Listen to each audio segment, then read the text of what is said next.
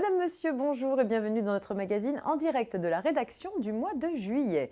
Un numéro 100% paye consacré à la réduction des cotisations salariales sur les heures supplémentaires et complémentaires.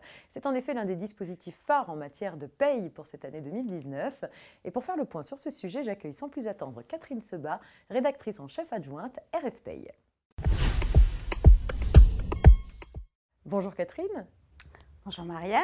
Alors pour commencer, est-ce que vous pourriez nous redéfinir les termes de ce dispositif, s'il vous plaît Catherine ? Volontiers. Fréquemment, les gestionnaires paye parlent de la réduction de cotisations salariales heures sup. Alors les heures supplémentaires visent les salariés à temps plein et les heures complémentaires les salariés à temps partiel, mais les deux sont bien concernés. Très bien. Alors est-ce que brièvement, un mot sur le mécanisme ?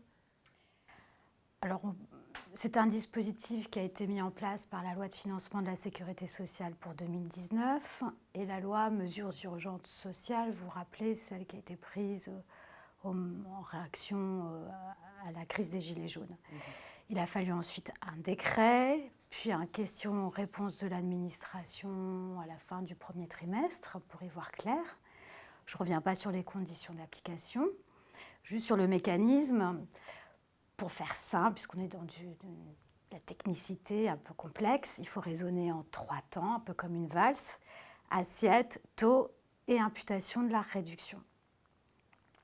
Concrètement, la réduction s'applique à la rémunération des heures supplémentaires ou complémentaires et des forfaits jours au-delà de 218 pour les salariés au forfait. Elle s'applique aussi à la majoration de salaire qui est attachée à la rémunération des heures supplémentaires ou complémentaires. Voilà pour l'assiette de la réduction. Pour le montant de la réduction, il faut raisonner comme ça. On retient la rémunération éligible, celle à laquelle je viens de faire allusion, et on multiplie par un taux fixé au maximum à 11,31%, dans la limite des cotisations salariales d'origine légale et conventionnelle dues au titre des heures concernées, bien sûr. Important, la réduction ne couvre pas la CSG-CRDS. C'était le deuxième temps de la valse, le taux de la réduction. Et enfin, le troisième temps, la réduction s'impute sur les cotisations vieillesse, sécurité sociale, celle de base, pour chaque salarié concerné au titre de l'ensemble de sa rémunération. C'est l'imputation de la réduction. Très bien, c'est très clair, merci. Est-ce que c'est un dispositif qui est purement social ? Non. Il se double en effet miroir d'un volet fiscal. Je dis effet miroir parce que s'applique une exonération fiscale dans les mêmes conditions d'application, mais avec une différence d'importance. Les rémunérations éligibles sont exonérées d'impôt sur le revenu dans une limite annuelle de 5 000 €. Et cette limite n'existe pas au niveau de la réduction de cotisation salariale. Et la direction de la sécurité sociale, à la fin du premier trimestre, a expliqué que la CSG est intégralement non déductible lorsqu'elle se rapporte à la rémunération exonérée d'impôt des heures supplémentaires et complémentaires. Donc, CSG non déductible pour la fraction exonérée d'impôt. Très bien. Mais elle reste déductible, c'est la nuance. Voilà, pour 6,80 points sur la fraction de rémunération des heures supplémentaires qui ne sont pas exonérées d'impôts. Très bien. Alors je crois que c'est sur cette limite de 5 000 € applicable en matière fiscale que vous vouliez revenir.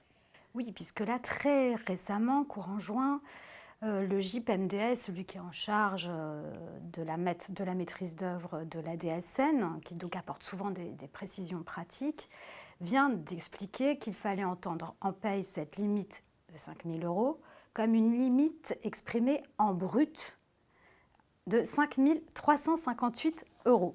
C'est important ? Oui, parce que c'est simplement maintenant que les gestionnaires paye peuvent manier de façon opérationnelle le dispositif. Ils savent maintenant que la limite des 5 000 € est ajustée des 6,80 points de CSG auxquels je faisais allusion tout à l'heure. Très bien. Est-ce que d'autres précisions notables pour cette limite d'exonération sont à signaler ? En tout cas, vraiment une, c'est qu'il n'y a pas de proratisation à effectuer en fonction de la durée d'activité. Donc pas de proratisation en cas d'entrée-sortie, en cours d'année ou de temps partiel. C'est peut-être une chose qui va simplifier la vie des gestionnaires paye. La limite en question, qui, je l'ai bien compris Catherine, lorsqu'elle est franchie, amène les gestionnaires paye à plus de calculs, est-ce qu'elle est facilement atteinte?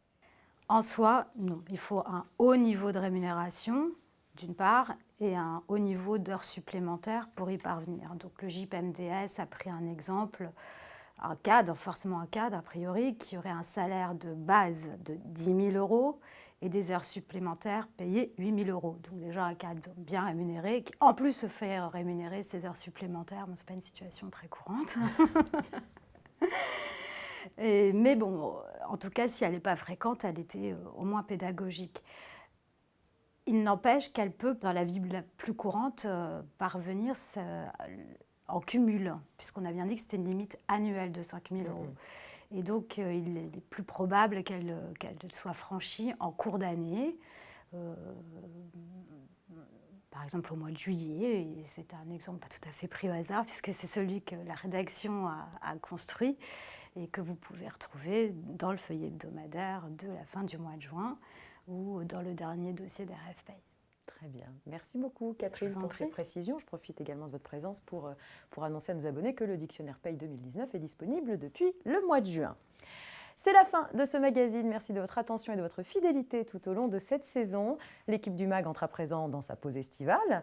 Pas de magazine en août donc, mais l'actualité juridique continue jusqu'à fin juillet avec le JT et sur les réseaux sociaux tout au long de l'été bien sûr. Avant de nous quitter, je vous signale d'ores et déjà les futurs temps forts de septembre, les universités d'été 2019 qui se tiendront du 3 au 6 septembre à Paris-Descartes et le congrès de l'Ordre des experts comptables qui aura lieu du 25 au 27 septembre Porte-Maillot à Paris.